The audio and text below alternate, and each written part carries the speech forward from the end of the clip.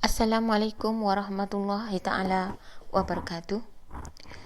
Hari ini, cikgu akan berkongsi berkaitan dengan ulang kaji tajuk-tajuk tingkatan 5. Tajuk yang akan cikgu kongsi hari ini ialah berkaitan dengan bab 7, Sistem Pemerintahan Negara Malaysia.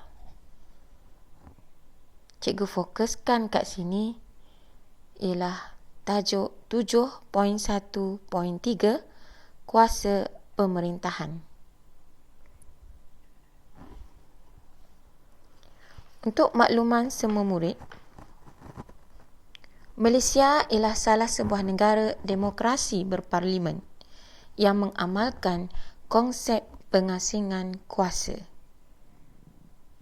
Kuasa pemerintahan dibahagikan kepada 3 bahagian, iaitu merangkumi badan perundangan, kedua badan pelaksana, ketiga badan kehakiman.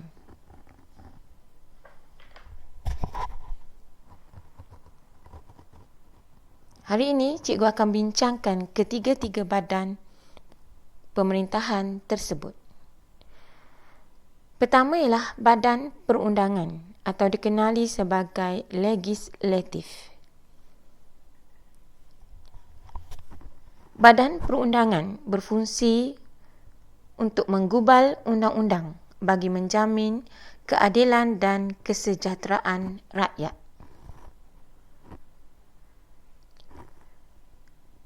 Parlimen terdiri daripada Yang di-Pertua Agong, Dewan Rakyat dan Dewan Negara.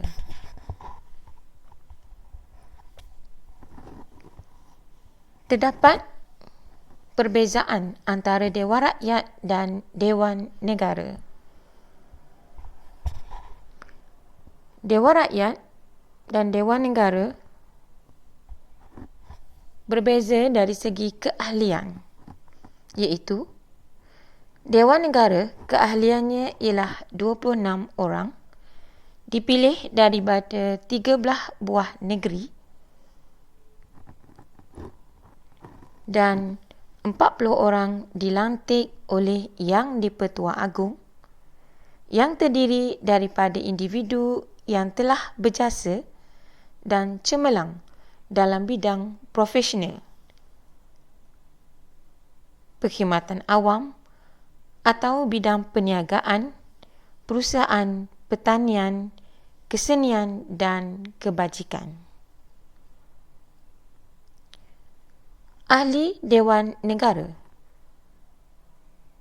mestilah berumur 30 tahun dan memegang jawatan bagi tempoh 3 tahun. Ahli Dewan Negara juga dikenali sebagai ahli jemaah menteri. Manakala Dewan Rakyat pula terdiri daripada 219 orang ahli. Dan ahli Dewan Rakyat dipilih oleh rakyat melalui pilihan raya.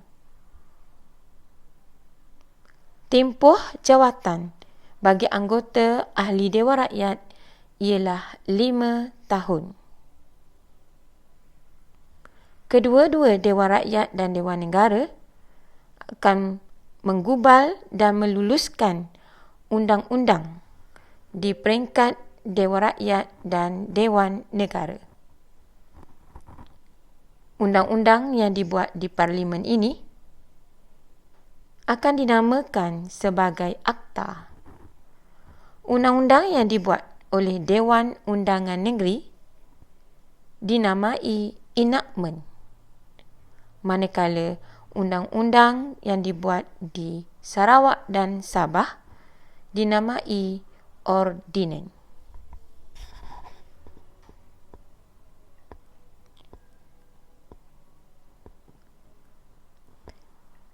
Terdapat beberapa proses penggubalan dan juga meluluskan undang-undang di Parlimen. Bermula dengan undang-undang tersebut akan dicadangkan oleh kementerian yang terlibat.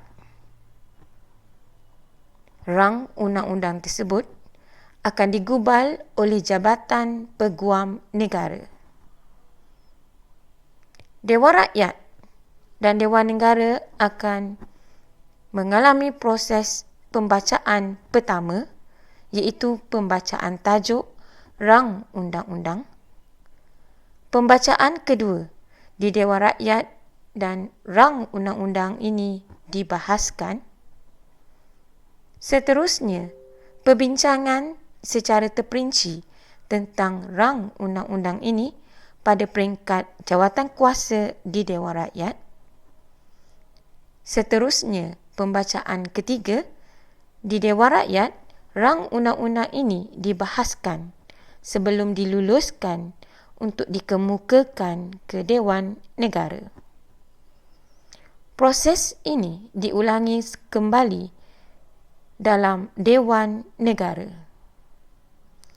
Akhirnya, undang-undang yang diluluskan di Dewan Negara akan diperkenankan kepada Yang di-Pertua Agong dan diturunkan cap mohor negara. Undang-undang tersebut kemudiannya akan diwartakan dalam warta kerajaan.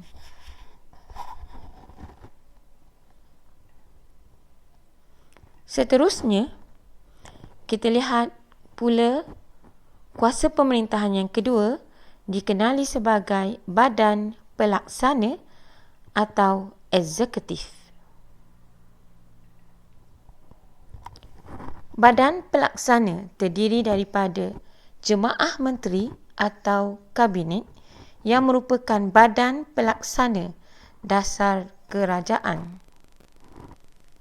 Dasar ini adalah merupakan dasar tertinggi negara. Terdapat juga beberapa kementerian yang bertanggungjawab menggubal dasar-dasar kerajaan, merancang serta menyelaras program pembangunan ekonomi dan sosial di negara kita.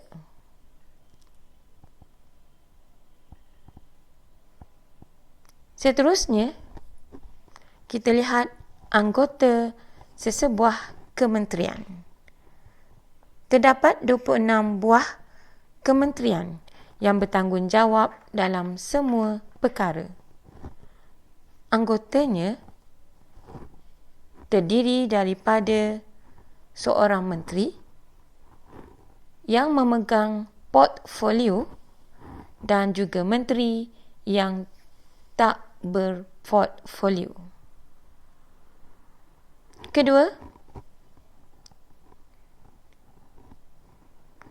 Ketiga, terdiri daripada timbalan menteri,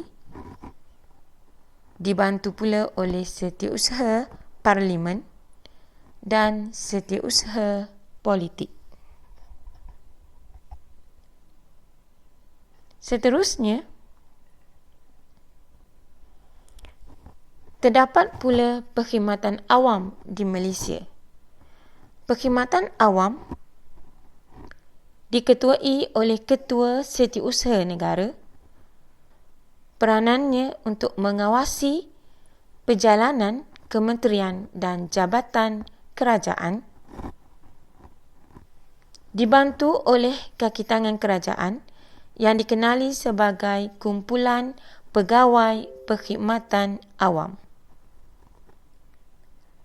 Pegawai ini bertanggungjawab melaksanakan dasar dan tugas yang ditetapkan oleh kerajaan.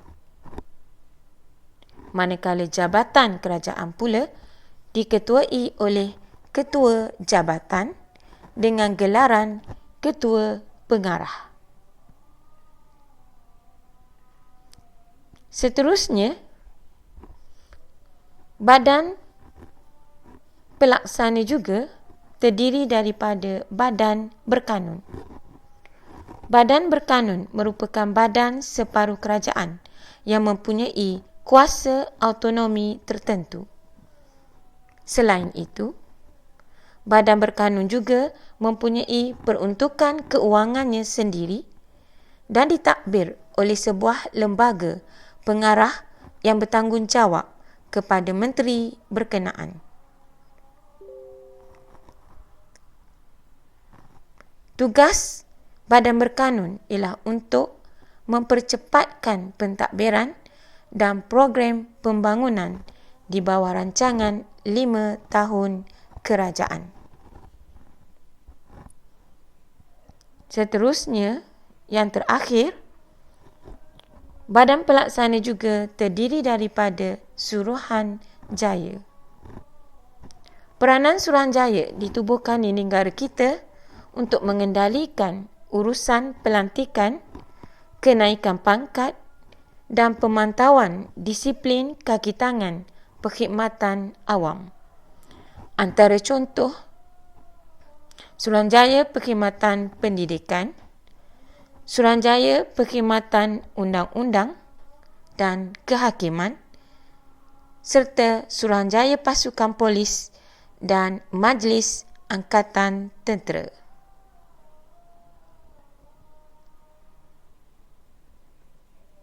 Tajuk seterusnya merujuk kepada badan ketiga, iaitu Badan Kehakiman atau dikenali sebagai Judiciary. Badan Kehakiman mempunyai peranan dan tugasnya tertentu. Yang pertama, sebagai kuasa mendengar dan menentukan perkara sivil dan jenayah. Perkara sivil berkaitan dengan saman biasanya memerlukan affidavit. Manakala perkara jenayah pula melibatkan kanun keseksaan. Kedua, tugas Badan Kehakiman ialah menentukan kesahihan undang-undang yang dibuat oleh Badan Perundangan dan Badan Pelaksana. Ketiga, Badan Kehakiman juga diberi kuasa mentafsir perlembagaan persekutuan dan perlembagaan negeri.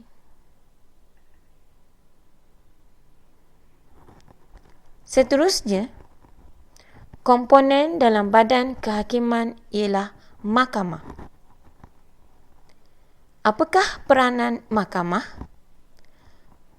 Mahkamah berkuasa untuk mentafsir perlembagaan negara. Kedua, mentafsir undang-undang. Ketiga, mengisytiharkan undang-undang bertulis kerajaan, persekutuan atau negeri, dan juga mempunyai kuasa mengisytiharkan sesuatu tindakan kerajaan tidak sah di sisi undang-undang.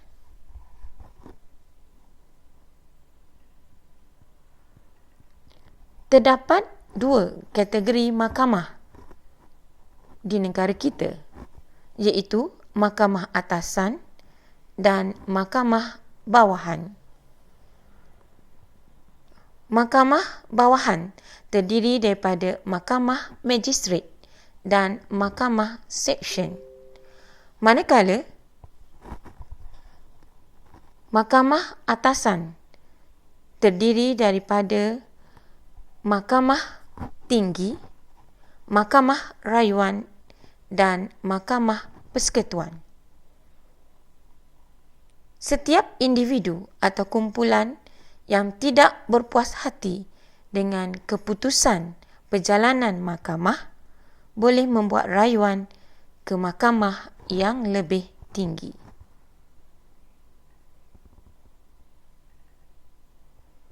Seterusnya, komponen Badan Kehakiman ialah hakim. Jawatan hakim dilantik oleh Yang di-Pertua Agong dengan nasihat Perdana Menteri.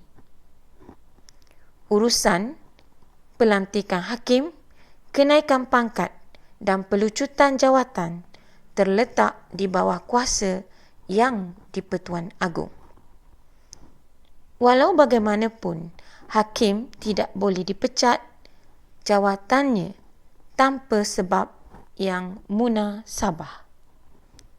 Selain itu, tidak dibenarkan mengambil bahagian dalam politik. Tujuannya supaya hakim dilindungi daripada pengaruh politik untuk menjamin keadilan dan kesaksamaan undang-undang. Seterusnya, yang terakhir, komponen badan kehakiman ialah Peguam Negara. Peguam Negara merupakan penasihat undang-undang kerajaan. Seorang peguam negara boleh menjadi pendakwa raya atau peguam bela bagi kerajaan. Peguam negara juga dibantu oleh pegawai perkhidmatan undang-undang dan kehakiman.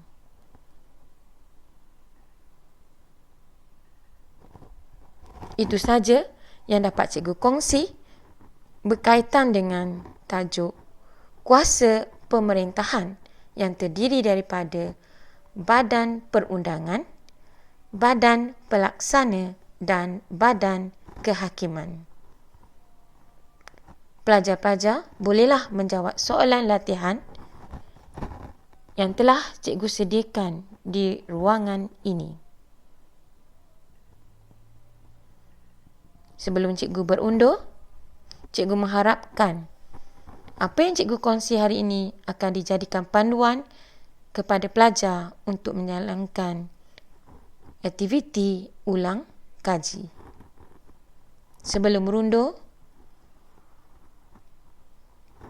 cikgu mengharapkan pelajar like, share, komen dan subscribe channel Sejarah Cikgu Ida. Sekian, terima kasih.